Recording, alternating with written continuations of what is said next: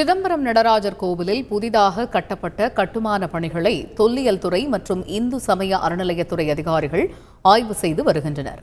இதுகுறித்த கூடுதல் தகவல்களை செய்தியாளர் கண்ணதாசனிடம் கேட்கலாம். கண்ணதாசன், இந்த ஆய்வு பற்றிய கள விவரங்கள் என்ன, விவரிங்க. வணக்கம். உலக பிரசித்தி பெற்ற கடலூர் மாவட்டத்தில் உள்ள சிதம்பரம் கோவிலில் நடராஜர் கோவிலில் பிரதான சின்னங்களை அகற்றிவிட்டு புதிய கட்டுமான பணிகள் நடைபெறுவதாக பக்தர் எம்.என். ராதா மற்றும் இந்து சமய அறநிலையத்துறை சார்பாக சென்னை உயர்நீதிமன்றத்தில் வழக்கு தொடரப்பட்ட நிலையில வழக்கை விசாரித்த நீதியரசர்கள் மகாதேவன் மற்றும் ஆதிகேசவலு தலைமையிலான அமர்வு இந்து சமய அறநிலையத்துறை மற்றும் தொல்லியல் துறை அதிகாரிகள் 6 பேர் கொண்ட குழுவினர் ஆய்வு செய்து அதற்கான அறிக்கையை நீதிமன்றத்தில் தாக்கல் செய்ய வேண்டும் என கடந்த மாதம் இந்து சமய அறநிலையத்துறைக்கு உத்தரவிட்டது.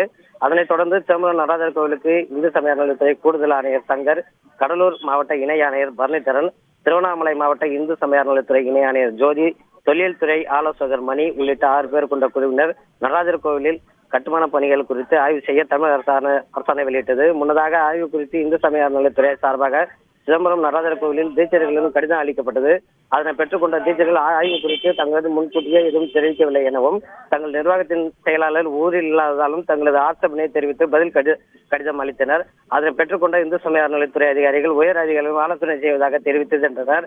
ஆனால் தீட்சர்களின் ஆட்சேபனை ஏற்க மறுத்து கோவிலுக்கு வந்த இந்து சமய அறநிலையத்துறை கூடுதல் ஆணையர் சங்கர், கடலூர் மாவட்ட இணை ஆணையர் பரணிதரன் மற்றும் இந்து சமய அறநிலையத்துறை ஆணையர் ஜோதி, தொல்லியல் துறை வல்லுநர் ரஞ்சித், தொல்லியல் துறை ஆலோசகர் மணி உள்ளிட்ட 6 பேர் கொண்ட குழுவினர் தங்களது ஆய்வு பணியை துவங்கினர். கோவில் வளாகத்தில் புதிதாக கட்டப்பட்ட ஓசோலை, யானை தங்குமிடம், நந்தி மடம் மற்றும் கோவிலின் உள்ளேயும் பலத்த காவல்துறை போலீசார் பாதுகாப்புடன் ஆய்வு மேற்கொண்டு வருகின்றனர்.